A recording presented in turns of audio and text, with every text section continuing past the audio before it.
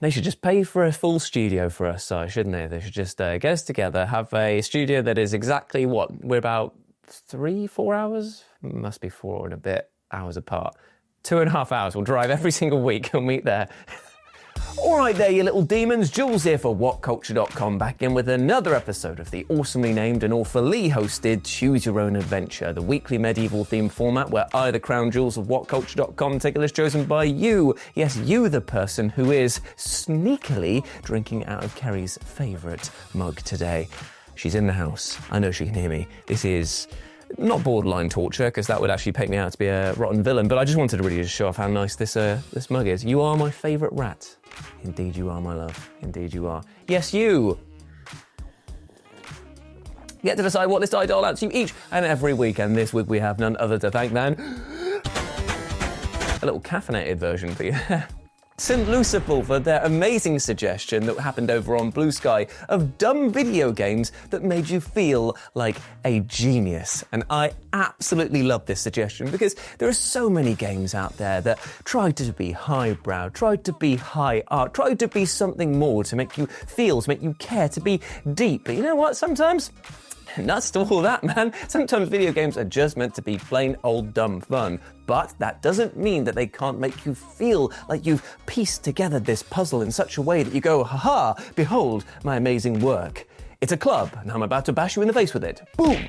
So let's have a chat about them today. So I'm Jules, this is WhatCulture.com, and these are 8 dumb video games that made you feel like a genius. Oi, you! What are you buying? What are you selling? Well, I'm so pleased you asked, because if you want to stay safe online and browse freely, NordVPN is running an unbelievable deal at the minute that gets you up to 76% off subscriptions and 3 months free. Just scan the QR code in this video or click the link in the description below, and it's all yours. Oh, but before we begin, when I say dumb, I don't mean like bottom of the barrel, really like turn your brain off dumb. I mean, some examples of this definitely are. What I'm talking about is like the plain dumb fun, you know, where you don't need to look beyond the experience to get anything from it. And a good example of this is our first entry, which is on Guitar Hero. Now, the premise of the Guitar Hero franchise, and by extension its cousin Rock Band, is fundamentally ridiculous. That rather than buy a second-hand guitar and start learning the instrument for real, instead you're going to buy a pricey piece of plastic and pretend that you're in a rock band by mashing out some color-coded buttons. It is a conceit so silly and yet so pervasive in pop culture that it was parodied by South Park all the way back in 2007, making fun of the very idea that people would rather dance around with a toy guitar than actually put in the legwork and learn proper. But the basic wish fulfillment allure of Guitar Hero just speaks for itself. If you can survive Dragon Force's infamously metal testing through the fire and the flames on expert difficulty, well, you will feel like a golden rock god.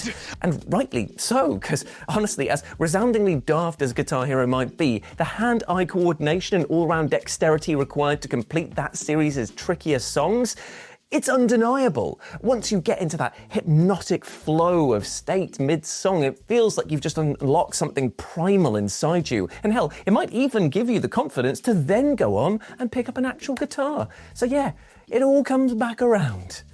But yeah, definitely, I remember that crystallizing moment. I was playing Rock Band with my friends back at university, and we had that moment where we were just like, my God, that was epic, that was so cool. And we all just like looked around, just got the tiny little guitars, like, are we too old to be playing with this? Like, even back then. What was our band called? Was it Whitefish and the Slappers? Was that what it was called? I don't know, man. I don't know. I didn't name the band. I think I was unceremoniously kicked out of that band, actually. I bought the drum kit. I bought everything for it. And I remember coming home one day, right, and this is in like shared student accommodation. I opened up the door to my own room, and there's all my friends just there playing in our band. Like, oh, by the way, we've just beat these 3 songs an expert that we were struggling for ages. I was like, yeah, let yourself in. What? What's going on here?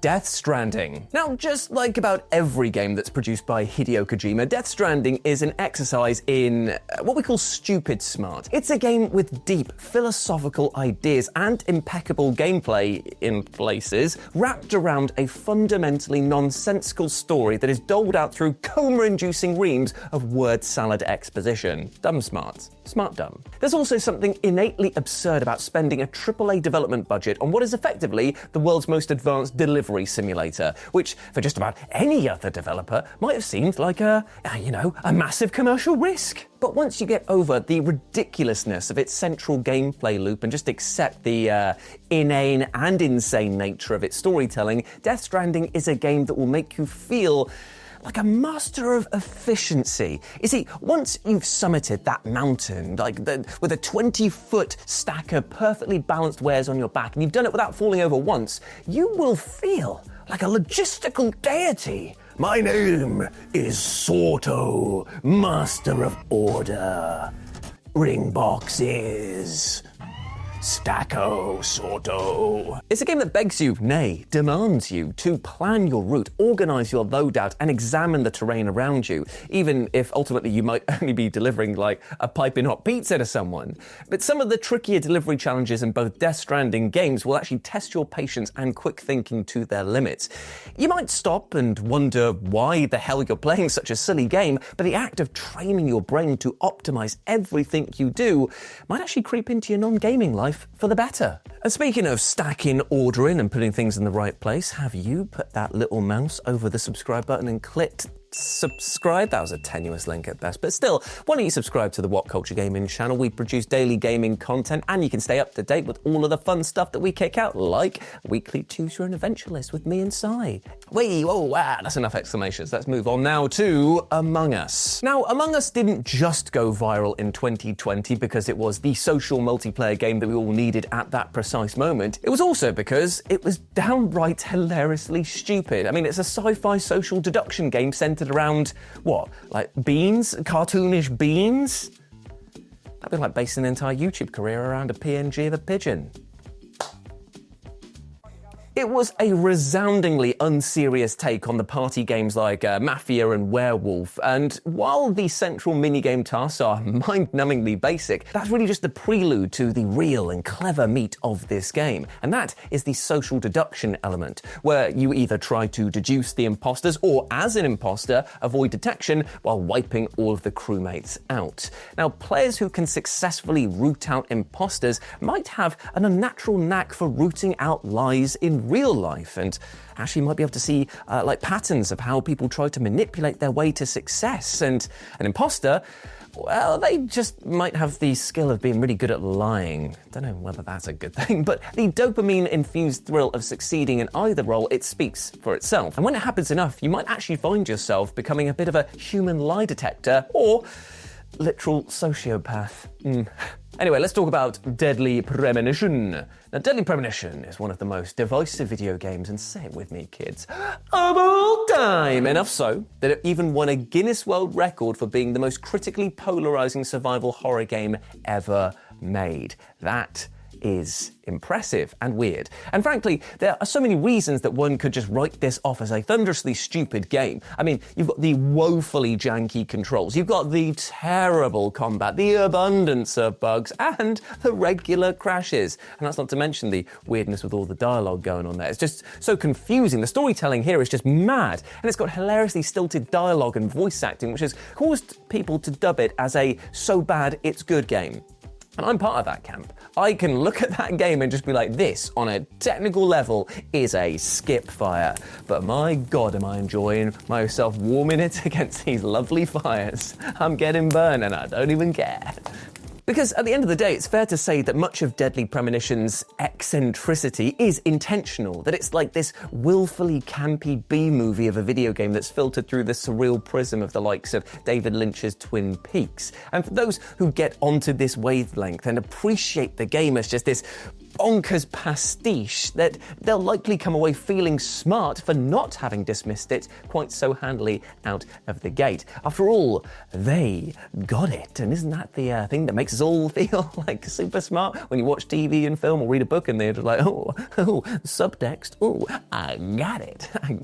Now, does that mean that anyone who hates Deadly Premonition for its significant deficiencies, or simply just doesn't vibe with its strangeness, is wrong? No, obviously not. It's a game clearly intended to appeal to a distinct brand of gaming weirdo who can find purpose and tension and even charm in absolute trash. Anyway, let's talk about Fall Guys. Released mere months into the pandemic as it was, Fall Guys offered a much-needed antidote to the drudgery of lockdown by way of its colourful aesthetic and hilariously dumb slapstick-infused battle royale action. It was basically Takeshi's Castle with beans. Horrifying beans that I never needed to know the skeletal shape of. Ugh, gross. Even today, it's often said that winning a game of Fall Guys and beating out dozens of other players for that crown is more about dumb luck than it is actual skill. That ultimately you just needed to hang in there long enough and be in the right place at the right time, or just watch other players fail in order for you to succeed. But you know what? That rather undersells the secret smarts that are required to snag a crown. Above all else, winning in Fall Guys is about plate spinning, of knowing how to juggle a glut of sensory inputs all at once, how to avoid traps, how to set up your rivals to fail, and obviously work the physics in your favour. If you do win a game, you should fancy yourself as a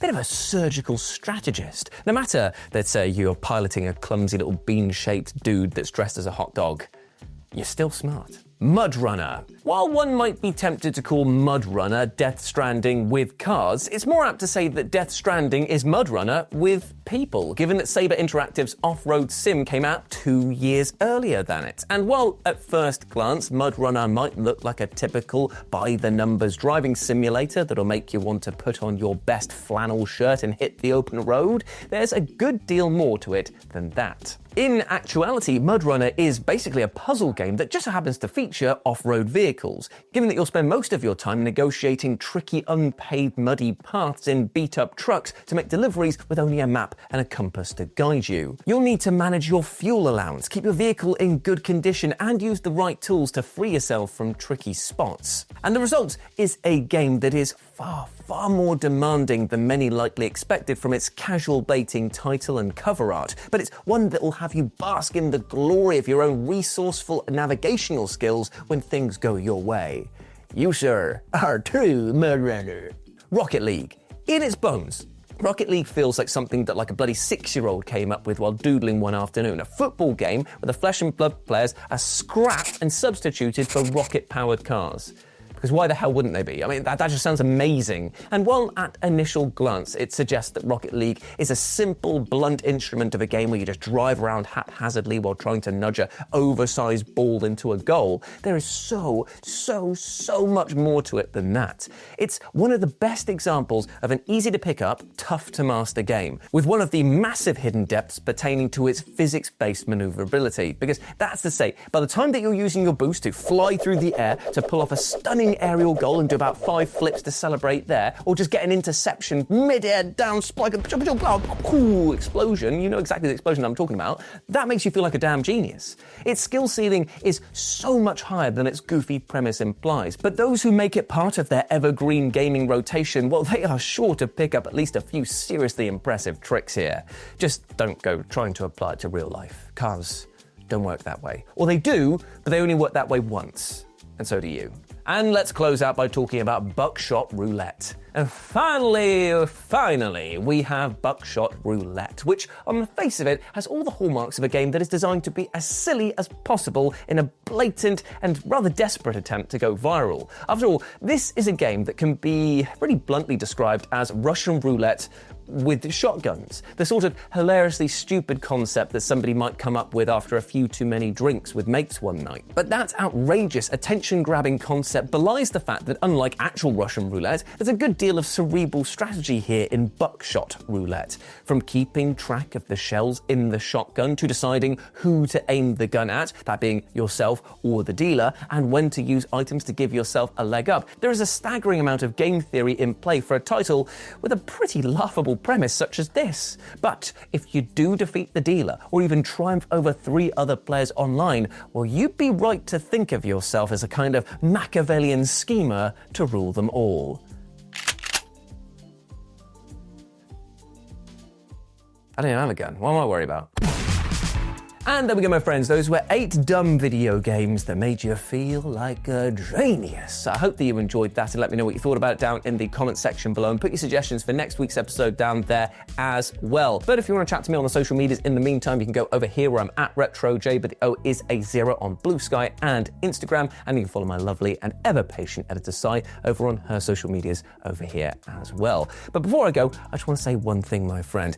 Sometimes in life, we all make dumb mistakes. We're dumb creatures, human beings. We can't be smart all the time. But you know what, my friends? That's okay. We're fallible. We are meant to make mistakes and learn from them, because that is the key part. So what I want you to do today, my friend, is to, if you have made mistakes in the past, try and forgive yourself for them first of all, but also try to learn from them to build a better life on the mistakes that have gone before you. Because this is the thing, I just want you to live a healthy and happy life. And that starts with actually looking back at the things that maybe we're a bit embarrassed about or don't like looking at, and going, right, what can I learn from this to never do it again?